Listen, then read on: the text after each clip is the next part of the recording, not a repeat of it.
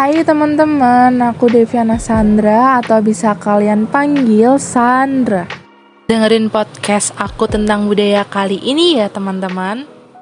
Bicara tentang antropologi, ada salah satu dari cabang ilmu antropologi, yaitu antropologi budaya.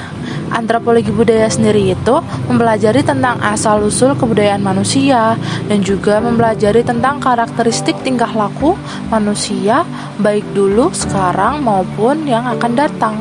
Nah, antropologi budaya ini ada hubungannya dengan folklore loh. Yaps, folklore merupakan salah satu bidang kajian dalam ilmu antropologi. Nah, kali ini aku akan menjelaskan salah satu contoh folklore setengah lisan dari kota Semarang.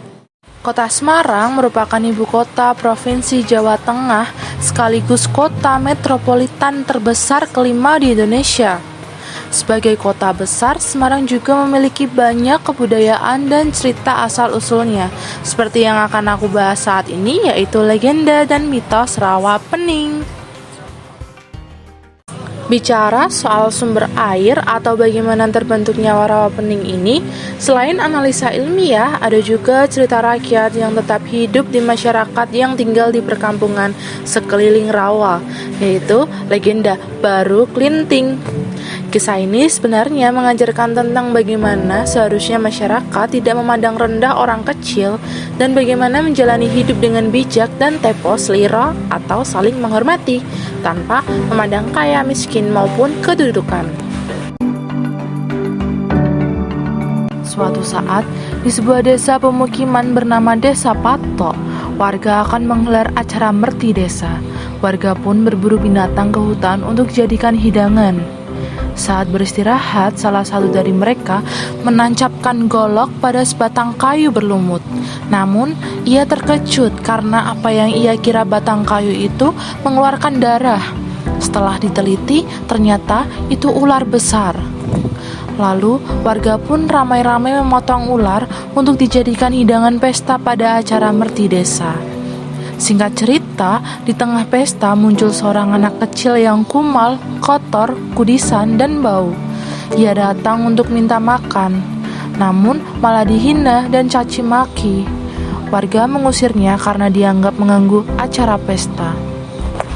Dengan sakit hati yang teramat sangat, anak kecil yang ternyata jelmaan dari ular Baru Klinting itu pergi meninggalkan acara pesta.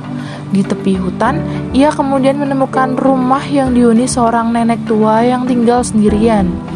Baru Klinting pun diberi makan dan dirawat oleh si nenek. Setelah itu, ia juga diminta tinggal di rumah itu, namun Baru Klinting menolaknya. Sebelum pergi, Baru Klinting berpesan kepada Nyi Lantung, nenek yang membantunya itu, jika nanti ada suara kentongan atau ada banjir, ia meminta si nenek untuk naik lesung sebagai perahu. Baru Klinting kembali masuk ke Desa Patok dan mendatangi pesta warga. Bisa ditebak, warga pun kembali menghardiknya. Kali ini, Baru Klinting tidak tinggal diam. Dia menancapkan sebatang lidi ke tanah. Lalu dia menantang warga untuk bisa mencabutnya. Warga pada tertawa dan menganggap Baru Klinting tidak waras karena menantang dengan sesuatu yang sepele. Namun, kemudian salah satu warga iseng mencoba mencabutnya. Ia pun kaget, ternyata ia tidak bisa mencabutnya walaupun sudah mengerahkan segenap tenaganya. Warga lain pun jadi heran, satu persatu mereka mencobanya, tetap masih tidak bisa. Akhirnya, dengan tenang, Baru Klinting mencabutnya dengan jari, dan saat lidi tercabut, memancarlah air yang semakin lama semakin deras. Warga panik dan lari tunggang langgang, kentongan dipukul sebagai tanda bahaya. Tapi, apa daya, air semakin besar dan menjadi air bah. Sementara Nyi Lantung di tepi hutan yang pernah menolong Baru Klinting teringat pesan jika ada bunyi kentongan dan banjir, ia harus naik lesung. Ia pun mengikuti pesan itu dan selamat dari air bah. Terlepas dari legenda atau cerita asal-usulnya, Rawapening juga memiliki mitos yang masih dipercaya oleh masyarakat sekitar, seperti suara gamelan yang meminta tumbal, adanya sebuah kerajaan makhluk halus, kakek goib yang mencari kerang, sejumlah kecelakaan di sekitar Rawapening, ditemukannya keberadaan ikan, dan juga ada misteri lainnya yang secara kasat mata dapat dibuktikan, seperti misteri tanah atau pupuk kompos alami yang sifatnya abadi di dalam Rawapening. Tanah tersebut setiap harinya dikeruk dan diambil untuk berbagai keperluan. Namun, walaupun setiap hari diambil sampai bertonton, kompos alami di Rawapening itu tidak sedikit pun berkurang.